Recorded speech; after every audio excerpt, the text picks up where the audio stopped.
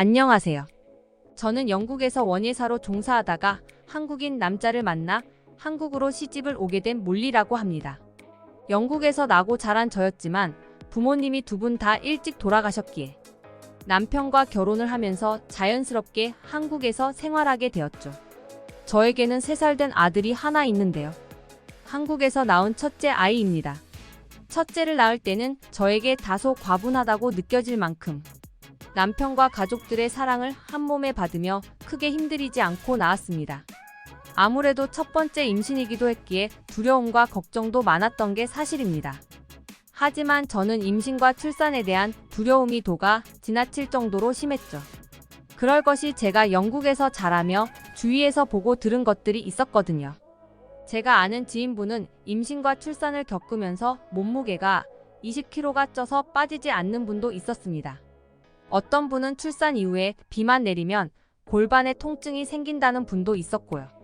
저희 어머니께서도 저를 낳으시면서 돌아가셨기에 더욱 그랬던 것 같습니다. 그러다 보니 첫째를 임신하자마자 제일 먼저 들었던 생각이 출산 후유증에 대한 두려움이었어요. 하지만 시간이 지나면서 남편과 가족들의 지극 정성 탓인지 두려움보다는 오히려 사랑을 한몸에 받고 있다는 느낌이 더 커졌습니다. 그리고 태어날 아이가 우리 가족들에게는 큰 기쁨과 축복이라는 걸 깨달았죠. 그리고 한국에서의 첫째 출산 이후에 산후조리라는 과정을 통하여 출산 이후 혹시라도 생길지 모를 후유증을 예방했기에 후유증 걱정도 덜었습니다. 게다가 아이 낳느라 힘들었다며 남편이 직접 끓여준 보양 미역국은 얼마나 맛있던지 출산의 고통이 싹 가시는 것 같았어요. 한국에서 처음 먹어보는 음식이어서 남편에게 이 음식도 해줄 수 있냐고 했더니 글쎄 뭐라고 하는 줄 아세요? 당연히 해줘야지. 대신 둘째 낳고 나면 해줄게. 이러는 거 있죠? 정말 얄밉지만 싫어할 수 없는 남자였죠. 여보 미워서 둘째는 여보 없는 데서 낳아야겠어. 나 혼자 낳고 있을 테니까 미역국이나 배달해줘. 제 농담을 듣고 남편은 놀래서 눈이 2배는 더 동그래지더라고요. 사실 저도 첫째를 낳으면서 이 정도면 임신과 출산에 대한 두려움은 걱정할 필요가 없겠다 싶었습니다. 그 일이 생기기 전까지는 말이죠. 첫째 아이를 출산하고 몇 년 후 둘째를 임신했습니다. 사실 둘째는 조금 천천히 가지려고 했는데 그게 생각처럼 마음대로 되지는 않더라고요. 하지만 저희 부부에게 다가온 축복과도 같은 아이였기에 감사한 마음으로 받아들였죠. 다만 계획에 없던 임신이어서 영국에 벌려놓은 일들이 걱정이었습니다. 원예사라는 직업은 뭐 아시는 분들은 다 아시겠지만 정원이나 뜰을 만드는 업종인데요. 주문이 들어오면 고객이 원하시는 샘플을 보여주어 원하는 형태의 정원을 만들어주는 것이 주된 일이죠. 한국에서는 사실 이런 주문이 많이 있는 것이 아니라서 꽃집 형태로만 영업을 하고 있었습니다. 그리고 영국에도 사무실과 작업실을 두어서 왔다 갔다 하면서 일을 하고 있었죠. 정원을 만들어 달라는 주문은 거의 영국에서만 들어오는 주문 형태였거든요. 첫째를 임신하면서 오래 쉬었던 탓도 있었지만 둘째를 가지기 전에 욕심을 좀 내어서 올해는 일거리를 많이 따왔습니다. 이런 일정이라면 출산까지도 바쁘게 일을 해야만 했죠.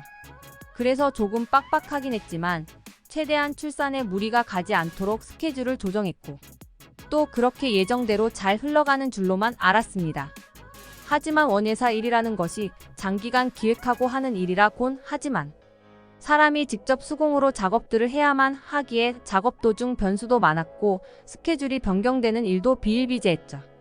사실 이런 부분들도 감안해서 스케줄을 조정해야 했지만 한 건이라도 더 일거리를 놓치기 싫었던 제가 너무 타이트하게 스케줄을 잡은 게 문제였습니다. 그렇다고 중간에 고객에게 작업을 중단하겠다고 말씀드릴 수도 없었기에 뭔가 방법을 찾아내야만 했죠. 일단은 제가 직접 영국으로 가서 모든 작업의 진행 사항들을 체크하는 것으로 결정을 내렸습니다. 이메일이나 온라인 상으로만 보고 받다 보니까 제대로 일 처리가 되지 않는 것 같다는 생각이 컸기 때문이었어요. 과거에도 저의 개입 없이 진행되던 프로젝트가 지지부진하게 시간만 끌었는데 제가 직접 개입하면서 시간을 많이 단축시킨 경우도 있었죠. 이번에도 그런 결과를 기대하고 영국행 비행기에 올랐던 것입니다. 이때가 이미 둘째 임신을 한 지 32주 정도 되었을 당시니까 거의 만삭일 때였어요. 어차피 일주일 정도 작업의 전체적인 구도만 잡아주고 다시 한국으로 돌아올 생각이었기 때문에 별다른 짐도 챙기지 않고 영국으로 갔죠. 게다가 36주부터는 비행기 탑승이 안 되기 때문에 그 전에는 반드시 돌아와야 했습니다. 그런데 막상 현장에 와서 상황을 보니 생각보다 훨씬 심각한 상태였습니다. 애초에 기획부터가 오류가 있어서 처음부터 완전히 새롭게 해야 할 판국이었죠.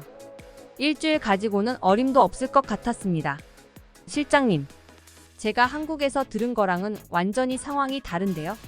이런 내용을 숨기시면 어떻게 해요? 제 배를 보세요. 만삭의 몸이라고요. 일주일 정도 생각하고 와서 준비도 제대로 못했는데 일을 어쩐다. 고객한테 이제 와서 못하겠다는 말도 할 수 없으니까 무조건 기간 내에 끝을 내야겠어요. 고객과의 약속은 지켜야 한다는 저의 신념 때문에 어떻게 해서든 기간 내에 일을 끝내야만 했습니다. 과거에 이 사업이 이 정도의 규모가 아닐 때를 생각해보면 이런 경우에 고객을 한 번씩 놓치게 되면 장기적으로 얼만큼의 손실이 생길지 뻔했기 때문이죠. 그래서 제가 선택한 방법은 바로 야근이었습니다. 저뿐만 아니라 직원들에게도 별도의 특별 수당을 지급해서 야근을 부탁했습니다. 다행히 직원들도 이번 일에 대한 열정이 있었고 특별 수당 이야기에 오히려 더욱 분발해주는 모습이었죠. 다만 지금의 제 몸 상태가 임신 만삭의 몸이었던지라 그게 조금 걱정이 되긴 했습니다. 출산은 반드시 한국에서 하고자 했습니다. 영국에서는 예약이나 등록도 되어 있지 않았고 지금에 와서 급하게 할 수 있는 것도 아니었습니다. 그리고 무엇보다 남편과 가족이 있는 곳에서 출산을 해야 마음이 놓일 것 같았죠. 첫째 출산의 경험으로 한국이 훨씬 익숙하기도 했으니까요. 벌써 몇 주째 야근을 지속하다 보니 몸에 무리가 온 것인지 아니면 자연스러운 진통인지 몰랐지만 골반과 복부의 통증이 간헐적으로 시작되었습니다. 설마 이대로 아이가 나오려는 건 아니겠지? 살짝 겁이 났죠. 영국에서 나고 자란 저였지만 한국 생활 몇 년 만에 완전히 한국 사람이 다 되어버린 느낌이었습니다. 자국인 영국에서 출산을 하는 게 오히려 더 겁이 나고 두려웠으니까요. 그저 빨리 일을 끝내고 남편과 가족들이 있는 한국으로 가고 싶었습니다. 그리고 남편이 해주는 미역국이 그리웠어요.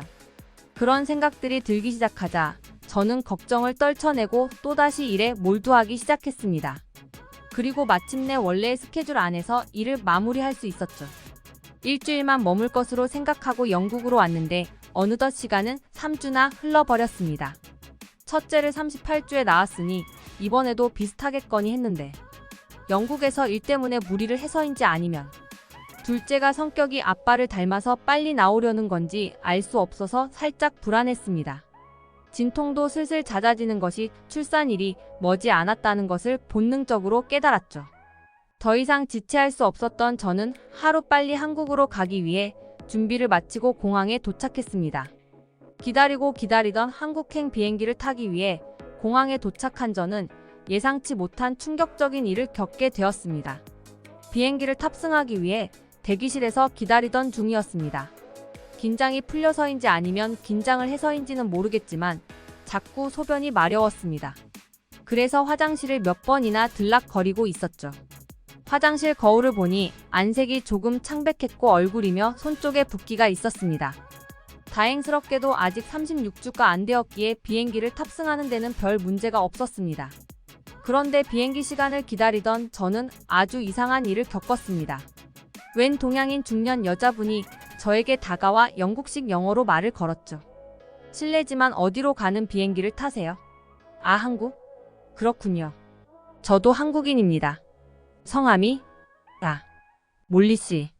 초면에 정말 실례되는 거 알지만 한마디 드려야 할 것 같아서 말이죠. 지금 한국 가는 비행기는 타지 않는 게 좋을 것 같습니다. 아니, 타지 마세요. 아이를 위해서라도. 이 여자분의 뜬금없는 말을 듣고 저는 사실 약간 정신이 나간 여자인가 하는 생각을 했습니다. 무슨 목적으로 저에게 접근하는 건지 알 수가 없었어요.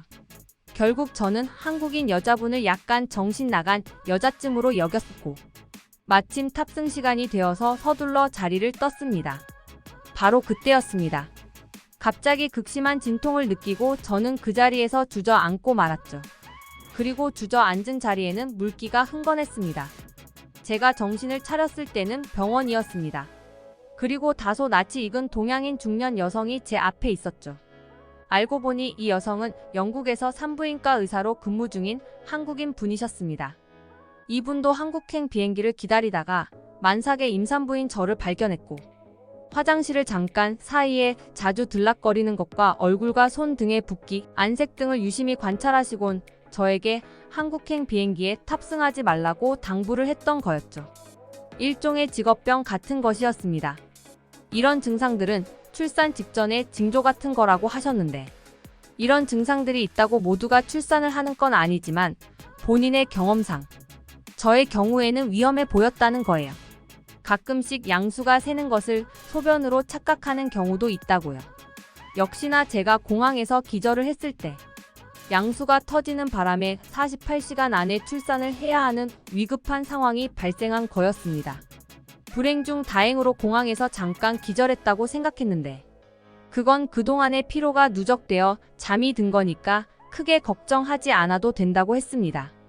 만약 이분이 아니었다면 저는 비행기 안에서 둘째를 낳아야 할지도 몰랐습니다. 자칫 아이에게도 저에게도 위험한 상황이 생길 뻔했죠. 생각만으로도 아찔했습니다. 그리고 그날 본격적인 진통이 시작되었고 그곳에서 둘째를 출산하게 되었습니다. 그리고 정말 놀랍게도 저는 출산 후 바로 다음 날 병원에서 쫓겨나다시피 퇴원을 하게 되었습니다. 영국 병원은 원래 그렇다고 하더라고요. 임산부가 출산을 하면 당일날 바로 퇴원을 시키거나 늦어도 다음 날에는 바로 퇴원 조치를 한다고 말이죠. 한국에서는 출산을 하면 보통 한 달에서 두 달까지도 입원을 했다가 산후조리 과정을 거친 이후에 퇴원을 했거든요. 산후조리원 시스템은 한국에만 존재하는 것이었죠. 아무래도 영국의 경우에는 병원비가 무료이다 보니 이런 부분에서는 최대한 효율적으로 운영이 되는 것 같았습니다. 사실 우리 몸을 생각한다면 돈을 조금 주더라도 최대한 회복을 한 이후에 퇴원을 하는 게 더 좋겠다는 생각을 했습니다. 그리고 무엇보다도 남편이 끓여주는 보양 미역국이 너무나 먹고 싶어서 눈물이 다 날 지경이었어요. 뒤늦게 남편에게 알렸지만 비행기 시간이 맞지 않아 오늘 오후에야 영국에 도착했습니다. 은근히 미역국을 기대했는데 빈손이더라고요. 워낙 급하게 오다 보니 그랬겠죠. 그저 빨리 한국으로 돌아가 푹 쉬고 맛있는 음식들을 먹고 싶은 생각뿐이었어요. 첫째를 낳고 남편에게 농담으로 했던 말이 후회되는 순간이었죠. 여보 미워서 둘째는 여보 없는 데서 낳아야겠어. 나 혼자 낳고 있을 테니까 미역국이나 배달해줘. 라는 농담 말입니다. 한국으로 돌아간 저희들은 몇 달 동안 몸을 추스린 후에 다시 영국을 찾았습니다. 저와 둘째 아이를 구해주시고 출산까지 도와주신 한국인 의사 선생님에게 초대를 받았거든요. 그런데 말입니다. 참 이런 기연이 있을까요? 초대받은 주소지가 낯이 익었는데 목적지에 도착한 저는 아차 싶었습니다. 기획 실수가 있어서 야근까지 하면서 원예 작업을 해드렸던 바로 그 집이었거든요. 그 이후로 저희 가족과 의사 언니와는 주기적으로 만남을 가지며 인연을 이어오고 있답니다. 참, 인생이라는 게 소중한 인연의 연속인 것 같습니다.